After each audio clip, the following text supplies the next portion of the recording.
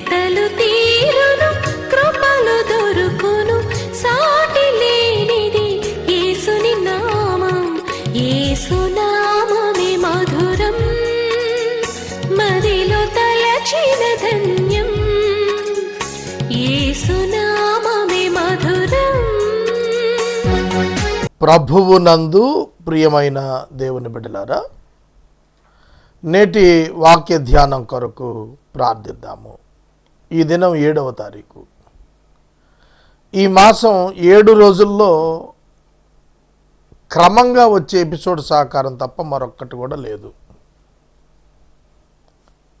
ప్రభువు పంపించాలి. ప్రార్థన చేద్దాము. మనుషుల హృదయాలు దేవుని వశం. దేవుడే పరిష్కారాన్ని కొనసాగించాలి. మీ ప్రార్థన, ప్రేరణ పొందిన వారి సహకారం కావాలి. ప్రార్థిద్దాము. మమ్మలను మిక్కిలిగా ప్రేమిస్తున్న తండ్రి, వందనాలు, స్తోత్రాలు. వాక్యము మీరై ఉన్నారు. మీ వాక్యము మాకు కృపతో అనుగ్రహించుము. సత్యములను గ్రహించుట మాకు నేర్పండి. యేసు నామమున ప్రార్థన చేస్తున్నాము తండ్రి, ఆమెన్. ప్రియమైన దేవుని బిడ్డలారా, బేయోరు కుమారుడైన బిలామును గురించి నేను మీకు చెబుతానని నిన్నటి దినం చెప్పాను. సంఖ్యాకాండము 24వ అధ్యాయము బైబిల్లో అతి ప్రాముఖ్యమైన అధ్యాయము. అతి ప్రాముఖ్యమైన అధ్యాయము. ఈ అధ్యాయములో ఒక అబద్ధ ప్రవక్త, దేవుడు అతనికి బుద్ధి చెప్పుటకు అతనిని ప్రేరేపించినటువంటి మోయాబు రాజు బాలాకునకు బుద్ధి చెప్పుటకు దేవుడే స్వయంగా బెయోరు కుమారుడైన బిలామునకు ఇచ్చిన ఒక దర్శనం. బైబిల్ గ్రంథంలో భక్తులను వాడుకున్న దేవుడు ఒక భక్తిహీనుని చేత ఈ అధ్యాయంలోని మాటలు ఉంచాడు. మహాకృప. దేవుని ఆత్మ అతని మీదకు బలముగా వచ్చాడు. మరి ఇతడు నిత్య నరకాగ్నికి వెళ్ళటం ఏమిటి? యెహోవా పేరిట ఇతడు అనేకమైనటువంటి ప్రవచనాలు చెప్పి ఖ్యాతిగాంచాడు. అందుకే ఇతని ఎదుగు బాలాకు వచ్చాడు. కనుక ఇక్కడ మీరు కొన్ని విషయాలు గుర్తించాలి. ఇశ్రాయేలీయులు యెరికో ఎదురుగా ఉన్న యోర్దాను తీరానున్న మోయాబు మైదానాల్లో దిగారు. సిప్పోరు కుమారుడైన బాలాకు ఇశ్రాయేలీయులు అమోరీయులకు చేసిందంతా చూశాడు. అందువలన మోయాబీయులు జంకారు, భయపడ్డారు. మోయాబీయులు జంకారు.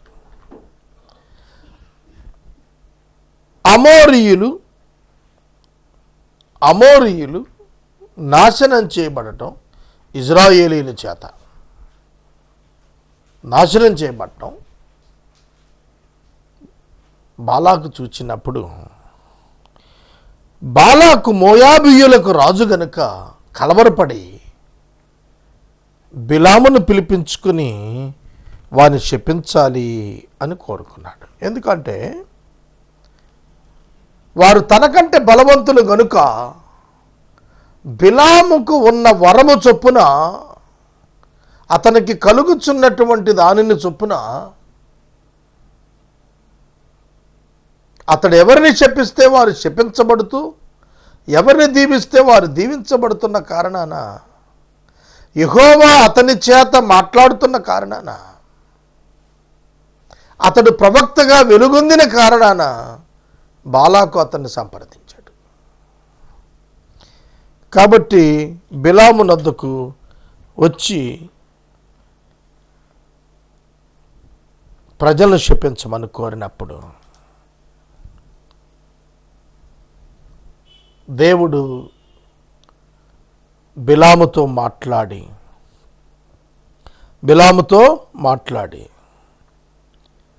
సంఖ్యాకాండము 22వ అధ్యాయము 9వ వచనంలో దేవుడు బిలాము వద్దకు వచ్చి, నీ యొద్ద ఉన్న ఈ మనుషులు ఎవరని అడిగితే బాలాకరు మోయాబు రాజు పంపించిన వారని చెప్పాడు. యెహోవా వారిని నాశనం చేయుటకు సెలవీయమని అడిగినప్పుడు నువ్వు వెళ్ళవద్దు అని దేవుడు చెప్పారు. కొంచెం జాగ్రత్తగా వినాలి. పేతురు 2వ పత్రిక 2వ అధ్యాయం 16వ వచనంలో ప్రవక్త వెర్రితనం గలవాడని రాశాడు. దేవుని ప్రవక్త వెర్రివాడుగా ఎందుకుంటాడు? వీడు అబద్ధ ప్రవక్త వెర్రివాడుగా ఉన్నాడు. వెర్రివాడుగా ఉండటం అంటే దేవుడితో ఆటలాడాడు, దేవుని గ్రహించలేకపోయాడు, దేవుని సమగుణ లక్షణాలను తెలుసుకోలేకపోయాడు. నువ్వు వెళ్ళకూడదని చెప్తే విరమించుకోవాలి కదా, విరమించుకోలేదు. బాలాకు పాత టీం కంటే, ఫస్ట్ టీం కంటే సెకండ్ టీం ఘనత వహించిన వారిని ఎక్కువ మందిని పంపించి మరి ఎక్కువ ఘనతనిస్తానని, మరి ఎక్కువ బంగారం ఇస్తానని, మరి ఎక్కువ ఘనతనిస్తానని కబురు చేశాడు. బిలాము పాపం 2వ పర్యాయం నిలబడే ప్రయత్నం చేశాడు ఆత్మీయంగా. నేను మేరలేనయ్యా, నా ఇంటిడి బంగారం ఇచ్చినా నువ్వు, నేను ఈ యెహోవా మాట మేరలేను, ఎందుకంటే అది ఆయన మాట చొప్పున జరుగుద్దని చెప్పాడు. కానీ ఒక చిన్న రాజీ పడ్డాడు. అదే వెర్రితనం. దేవుడు మన జీవితానికి సరిపడునది దేవుడు చేస్తాడు, ఇస్తాడు అని నమ్మి నీతిగా వచ్చుబడి మీద బ్రతకాలి. కానీ బిలాము ఈ రాత్రి కూడా ఉండండి, మరోసారి అడుగుదాము, అదే వెర్రితనం. Once God said no, it is no. Statutes అంటారు ఆయన ఆజ్ఞల్ని, శాసనాలు అవి. శాసన ఫలకలను వేస్తారు చూసారు, శాసనాలు అవి. అవి మార్పు లేనివి. వెళ్ళకూడదంటే వెళ్ళకూడదు, శపించకూడదంటే శపించకూడదు. కానీ ఇంకొకసారి దేవుణ్ణి అడుగుదాం. ఆ రాత్రి దేవుడు బిలాము దగ్గరికి మళ్ళా వచ్చాడు. ఈ మనుషులు నిన్ను పిలవవచ్చిన ఎడల వారితో వెళ్ళమైతే నేను నీతో చెప్పిందే చెయ్యాలి. అతడు వెళ్ళటం ప్రారంభించాడు. దేవుని కోపం రగులుకుందని రాశాడు. It is the western interest of a wrong prophet, not the will of God. దేవుని చిత్తం కాదది. దేవుని చిత్తము కాని పనికి వెళ్ళుట వెర్రితనము.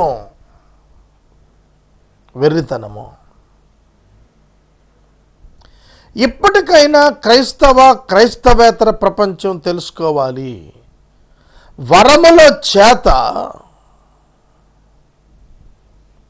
రక్షణ డిఫైన్ కాదు అని.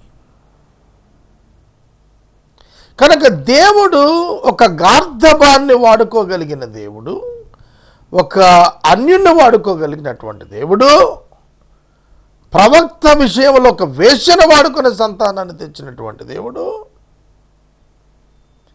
ఐగుప్తులో ఫరోను వాడుకుని మహిమ పొందినటువంటి దేవుడు, బబులోనులో నెబుకద్నెజరును వాడుకుని మహిమ పొందినటువంటి దేవుడు ఎప్పటికి అర్థమవుతాడు క్రైస్తవ జనాంగానికి. ఆయన లోతైన గుణలక్షణాలు ఎప్పటికి అర్థమవుతాయి. దేవుని కోపం అతని మీద రగులుకుంది. యెహోవా దూత అతనికి వ్యతిరేకంగా నిలిచాడు. యెహోవా దూత అతనికి వ్యతిరేకంగా నిలిచాడు. నువ్వు నన్ను ఎందుకు కొట్టావయ్యా? 3 సార్లు గాడిదని కొట్టాడు. దేవుడు గాడిదకు వాక్కిచ్చినప్పుడు నేను నీ గాడిదనే కానా, నేను ఎప్పుడైనా నీకు ఇలా చేశానా అని అన్నప్పుడు వారిద్దరు మాట్లాడుకుంటున్నారు. గాడిదని బిలాము కన్నులు యెహోవా తెరిచినప్పుడు, నీ 1000 ముమ్మారు గాడిదని కొట్టావు, నీ నడత యెహోవా ఎదుట విపరీతమైనది కనుక నీకు విరోధంగా నేను వచ్చాను. నీ దృష్టికి చెడ్డదైతే నేను వెనుకకు వెళతానంటే యెహోవా దూత వద్దు, ముందుకెళ్ళి నేను చెప్పింది చేయమన్నాడు. బాలాకు, నిన్ను ఘనపరచ సమర్థుడును కానా, నా యొద్దకు ఎందుకు రాలేకపోయావు? ఏదైనా చెప్పుటకు నాకు శక్తి కలదా? బాలాకు రాజు అడుగుతున్నాడు, నిన్ను ఘనపరచడానికి నాకు శక్తి లేదా? బిలాము 3 పర్యాయాలు ప్రయత్నం చేశాడు ఇజ్రాయేలుని శపించడానికి, కానీ దేవుడు వారిని దీవించాడు. దీవించి ఏమని నేను శపించగలుగును? యెహోవా శపించలేదే. 23వ అధ్యాయం 8వ వచనం, ఏమని శపించగలను? దేవుడు శపించలేదే. ఏమని భయపెట్టగలను? దేవుడు భయపెట్టలేదే. యెహోవా అతనికి తోడై ఉన్నాడు అని దీవెనలు పలకటం ప్రారంభించాడు. ఇశ్రాయేలీయులను దీవించుట యెహోవా సన్నిధికి మంచిది అని బిలాము తెలుసుకున్నాడు. ఇక శకునం చుట్టం మాని అరణ్యం వైపు మొహం పెట్టి దేవుని సన్నిధిలో ప్రార్థన చేయటానికి కనులెత్తాడు. కనులెత్తినప్పుడు చాలు దేవుడు వారి గోత్రాల చొప్పున వారికి ఏ విధమైన ఉపమాన రీతిగా ఒక సందేశాన్ని ఇచ్చాడు. బెయోరు కుమారుడైన బిలామునకు వచ్చిన దేవోక్తి అతనికి వచ్చింది. 24వ అధ్యాయం, సంఖ్యాకాండం 24వ అధ్యాయం 4వ వచనంలో, దేవవాక్కులను వినిన వాని వార్త అతడు పరవశుడే, కన్నులు తెరిచిన వాడే, సర్వశక్తిని దర్శనాన్ని పొంది, ఇజ్రాయేలు ఎంత రమణీయములు నీ నివాసములు, యెహోవా ఏర్పరచుకొనిన వాడా, యాకోబు నీ గుడారములు ఎంత రమ్యమైనవి, నీ నివాస స్థలాలు ఎంత రమ్యమైనవి. ఇక ఆశీర్వాదాలు మాట్లాడటం ప్రారంభించాడు. సహోదరుడు, ఒక రాంగ్ ప్రొఫెక్ట్, ఒక ఫాల్స్ ప్రొఫెక్ట్ కనులు తెరవబడినప్పుడు దేవుని గురించి మాట్లాడాడు. కానీ అతని వెర్రితనంగానే అది అతనికి దేవుడు ఇచ్చాడు. అది అతని కన్విక్షన్ నుంచి వచ్చింది కాదు, ఆయన రెవల్యూషన్ నుంచి వచ్చింది. రెవల్యూషన్ నుంచి వచ్చినందుకు సాల్వేషన్ రాదు, కన్విక్షన్ నుంచి వచ్చినందుకే సాల్వేషన్ వస్తుంది. Please note it. దేవుడు మనుషులందరికీ రక్షకుని కనపరిచాడు. యేసుక్రీస్తు భౌతికంగా నరుడికి వచ్చినప్పుడు అందరికల్లా కనపడ్డాడు ఆయన, కొందరికి కాదు. It's revealed by God. But what about the conviction, self conviction? వ్యక్తిగత అంగీకారం లేకపోతే రివల్యూషన్ ఆఫ్ గాడ్ యూజ్లెస్ అయిపోతుంది. దైవ ప్రత్యక్షత నిరుపయోగం అయిపోతుంది ఒప్పుదల లేని వానికి. కనుక నీ ఒప్పుదల దేవుని ఆత్మ ప్రేరేపించినప్పుడు నీ స్వచిత్తంలో ఒప్పుదల రావాలి. నీ స్వచిత్తంలో ఒప్పుదల వస్తే అది సత్యమని నమ్మితే దాని ప్రకారం జీవించాలి, మరొక రకంగా కాదు.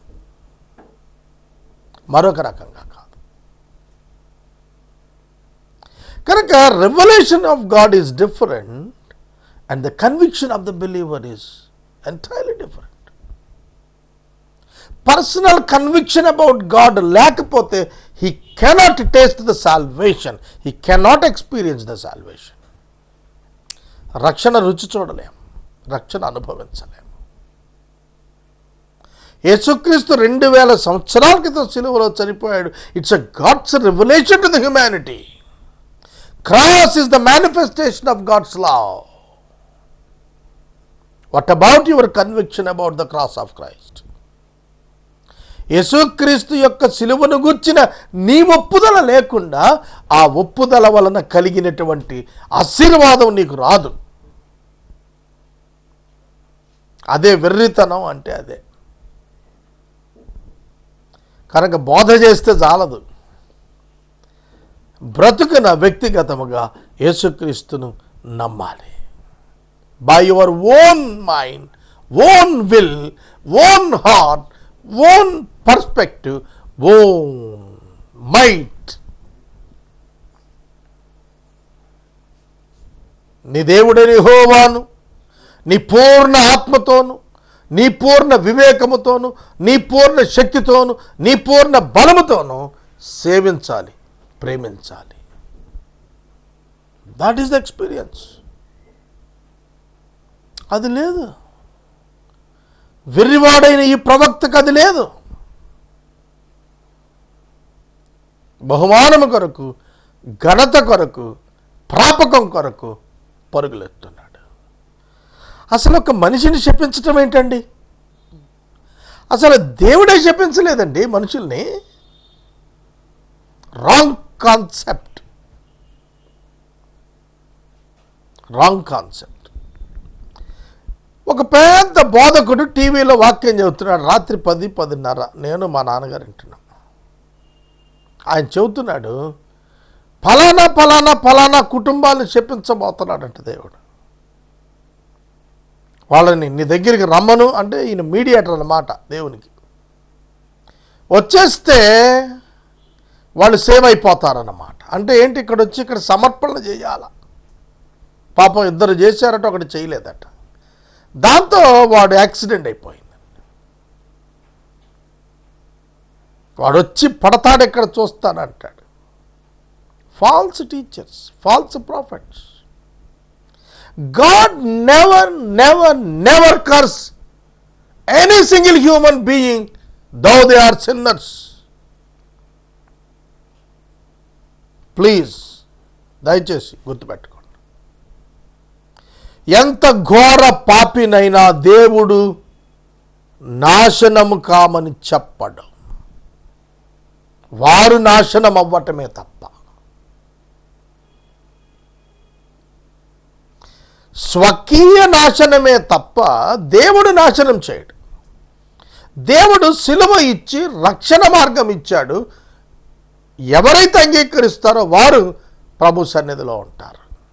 ఎవరు తృణీకరిస్తారో వారు దేవదూతల తీర్పు అనంతరం వారు కూడా తీర్పు తీర్చబడి పడద్రోయబడిన దేవదూతలు ఉండేటువంటి ఆ రెండవ మరణమైన అగ్నిగుండంలోకి వెళ్ళిపోతారు.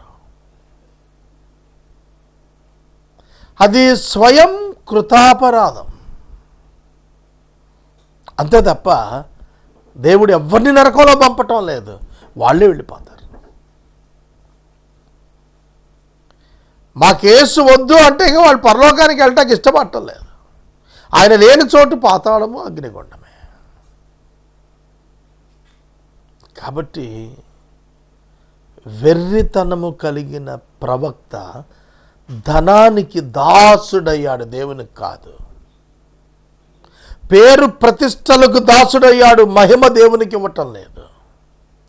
రాజుల చేత గణపరచబట్టానికి అలవాటు పడుతున్నాడు, దాన్ని తగ్గించుకోవటానికి కాదు.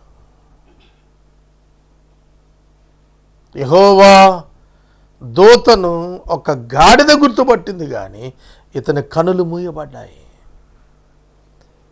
కన్నులు తెరవబడినట్లుగా రాస్తున్నాడు 24వ అధ్యాయంలో సంఖ్యాకాండాలో.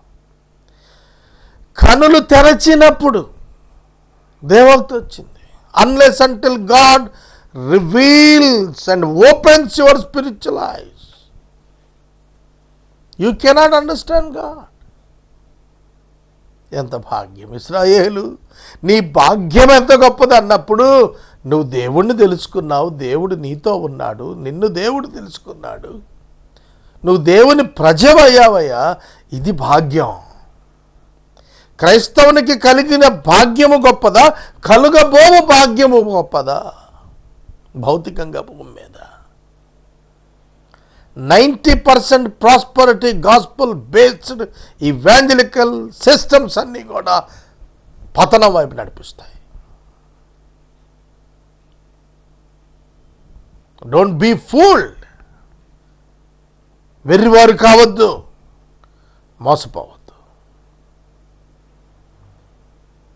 కనుక భౌతిక ఘనత కొరకు, ఇహలోక సంబంధమైన ప్రతిష్ట కొరకు, ఇహలోక సంబంధమైన ధనం కొరకు, ఇహలోక సంబంధమైన గుర్తింపు కొరకు, ఇహలోక సంబంధమైన ఆధిక్యత కొరకు నువ్వు ఎప్పుడైతే అడుగులు వేస్తున్నావో అప్పుడు నువ్వు వెర్రివాడిగా ఉంటావు. అందుకనే దేవుడు యేసు ప్రభు చెప్పిన ఉపమానంలో ధనవంతుడిని గూర్చి చెప్తున్నప్పుడు, వెర్రివాడా ఈ రాత్రి నీ ప్రాణం అడుగుతున్నారు అన్నాడు. వెర్రివాడా ధనవంతుడు, నా ప్రాణమా తిను తాగు సుఖించు, కొట్లల్లో నీ కొరకు ధాన్యాన్ని దాచిపెట్టారంటే, రే నిన్ను ఈ రాత్రి రమ్మంటున్నాను అన్నాడు. ఎవడో అవుతాయి నువ్వు దాచినవి. ప్రపంచంలో అతి ధనవంతులైనటువంటి వారందరూ వారి ధనాన్ని విడిచే కదా మరణించి వెళ్ళిపోతున్నారు. ఒక్క మానవుడైనా $1 కానీ ₹1 కానీ పోతూ తీసుకెళ్ళిందా? మరి ఎందుకు అంత ప్రేమ డబ్బు మీద మనుషుల కంటే? దేవుడు మనుషులను ప్రేమించమన్నాడు. మనం మానవులం ధనాన్ని ప్రేమించి మనుషులను తృణీకరిస్తున్నాము. వెర్రివారంగా ఉంటున్నాము, బిలాము వలె ఉంటున్నాము, కనులు మూసిన వారు ఉంటున్నాము.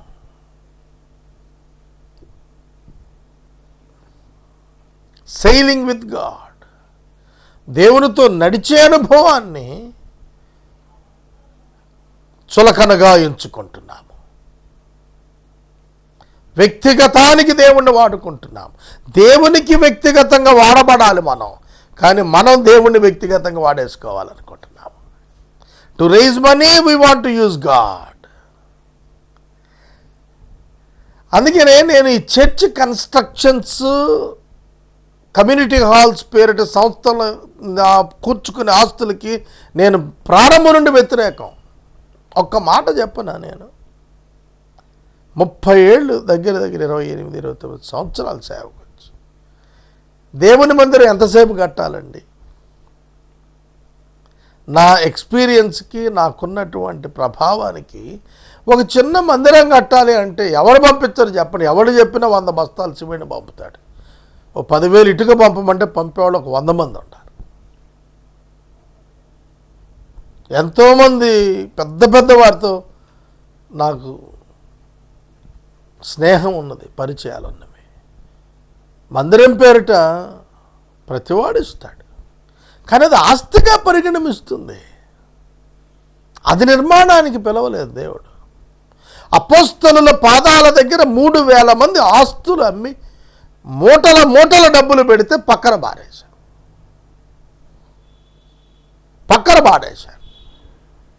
మాకు అవసరం లేదు బాబు, పొండి అన్నారు.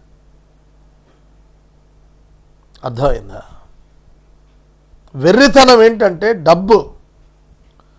డబ్బు కొరకు జీవించుట, డబ్బు ఆర్జించుటకే బ్రతుకుట, డబ్బు ఆర్జించుటకు దేవుని వరములను వాడుట నరకానికి వెళ్ళే దారి అన్నమాట. కాబట్టి గుర్తెరగండి, వరములను బట్టి ఒక వ్యక్తి యొక్క సాల్వేషన్ నిర్ధారించద్దు. యేసుక్రీస్తు ప్రభు ఉండగా అన్యుడొకడు అద్భుతాలు చేసేస్తున్నాడు. ఆయన పేరు వాడి ప్రభు దగ్గరికి వచ్చారు శిష్యులు వచ్చి, అయ్యా వాడెవడో నీ పేరు వాడి అద్భుతాలు చేస్తున్నాడు, చేయని పోని. కాబట్టి మీరు తీర్పు దినాన్ని చూస్తే, దేవా నీ పేరిట మేము అద్భుతములు చేయలేదా, మేము ప్రవచనాలు చెప్పలేదా, మేము ప్రసంగాలు చేయలేదా అంటారు. అక్రమము చేయవారులారా మీరు నా యొద్ద నుండి తొలగిపోండి. అక్రమము ఏమిటి? క్రమము ఏమిటి? అక్రమము ఎందుకన్నాడు అక్రమం అని? అక్కడ క్రమం ఏమిటంటే రక్షణ పొంది దేవుని చేత వాడబట్టం క్రమం. అక్రమం ఏంటంటే రక్షణ పొందకుండా దేవుణ్ణి వాడుకోవటం. దేవుణ్ణి వాడుకుంటే కూడా పనులు జరుగుతాయి. దేవుడు వాడుకుంటే పనులు జరుగుతాయి, దేవుణ్ణి వాడుకుంటే కూడా పనులు జరుగుతాయి. కనుక దేవుడు వాడుకుంటే బహుమానం, దేవుణ్ణి వాడుకుంటే శాపం. ఈ డైలమా అర్థం కావాలి ప్రతి ఒక్క సేవకుడికి గడగడలాడిపోతారు. నేను దేవుని చేత వాడబడుతున్నానా, లేక నేను దేవుణ్ణి వాడుకుంటున్నానా? నేను దేవుని చేత వాడబడితే నేను నిర్మలముగా శుద్ధి అయిన చేతులు కలిగి ఉంటాను, అన్బ్లెమిష్గా ఉంటాను, నిందారహితుడిగా ఉంటాను. నేను దేవుణ్ణి వాడుకుంటే, అంటే మతాన్ని వాడుకుంటే, పద్ధతులను వాడుకుంటే, ధనం కొరకు వాడుకుంటే నేను వెర్రివాడిని అవుతాను దేవుని దృష్టిలో. అన్ని రకాల పాపాల కంటే దేవుణ్ణి వాడుకునే పాపం, మ్యానిపులేటింగ్ గాడ్. ఈ పని ఎవరు చేశారో చెప్పనా బైబిల్లో? యాకోబు తన తండ్రి అయిన ఇస్సాకును మోసం చేయటానికి, నా తండ్రి నీ దేవుడైన యెహోవా నా ఎదుటకు ఆ యొక్క జంతువును రప్పించాడయ్యా, అందుకే నేను ఇంత త్వరగా తీసుకొచ్చేసానన్నాడు. ఎంత త్వరగా తీసుకొచ్చాడట భోజనం? తల్లి వండిచ్చిన భోజనం అది, వేటాడింది కాదు, పాడు కాదు. అసలు అతనికి చెప్పలేదు వేటాడమని. కానీ మోసం చేసి ఏమంటున్నా అంటే దేవుడి పేరు చేర్చాడు నమ్మటానికి. కనుక నేను ఇప్పుడు ఏం చెప్పాలంటే డబ్బులు సంపాదించడానికి దేవుడి పేరు చెప్పుకోవాలా, అప్పుడు డబ్బులు వచ్చేస్తాయి. దేవుని పేరు నా కొరకు చెప్పుకుంటే డబ్బులు వస్తాయి. దేవుని కొరకు దేవుని పేరుని వినియోగిస్తే నాకు డబ్బులు రావు. నేను లెక్క రాయాలి, దానికి నేను లెక్క అప్పచెప్పాలి దేవునికి. అది శుద్ధ హృదయాలను ఇస్తుంది, శుద్ధ చేతులను ఇస్తుంది. వెర్రివారి వలె బ్రతుకుతున్న అనేక మంది అబద్ధ బోధకులు, ప్రవక్తలు ఉన్నారు ఇవాళ. జాగ్రత్త పడాలి. ప్రతి వేణువు దేవునిది కాదు. Every fruit is not from God. నా గొర్రెలు నా స్వరము వినును. వేరొక స్వరం వినిపించేది కూడా ఉంటుంది. అదే అంటాడు ప్రభు, ఆ గొర్రెలు వేరొకని స్వరము వినవు. నా గొర్రెలు నా స్వరము గుర్తుపడతాయి. నిజ సేవకుడు, రక్షించబడిన వాడు, పిలుపు ప్రకారం సేవ చేస్తున్నవాడు దేవుని స్వరం గుర్తిస్తాడు. ప్రార్థన చేస్తాను. మమ్మల్ని మిక్కిలిగా ప్రేమిస్తున్న తండ్రి వందనాలు. బిలాము యొక్క జీవితం నుండి మేము పాఠాలు నేర్చుకుంటున్నాము. ప్రభువా, పడిపోయిన బ్రతుకులు, డబ్బు కొరకు, జీవనోపాధి కొరకు అనేకులు నిన్ను, నీ వాక్యాన్ని, బైబిల్ని, చర్చెస్ని, ఆర్గనైజేషన్స్ని అడ్డం పెట్టుకుంటున్నారు. మానవీయ పద్ధతులలో భౌతికంగా స్థిరపడ ఉద్దేశిస్తున్నారు. వారు అంతము కునికి నిద్రపోదని నీవు చెబుతున్నావు. ఒక్కమారు మమ్మల్ని జ్ఞాపకం చేసుకుని అట్టి దౌర్భాగ్యములోనికి వెళ్లకుండా చేయండి. యేసునామాన్ని అడుగుచున్నాము తండ్రి, ఆమేన్. తండ్రి దేవుని ప్రేమ, కుమారుడైన యేసయ్య కృప, పరిశుద్ధాత్మ దేవుని యొక్క అన్యోన్య సహవాసం సదాకాలం మనందరికీ తోడైనను గాక. ఆమేన్.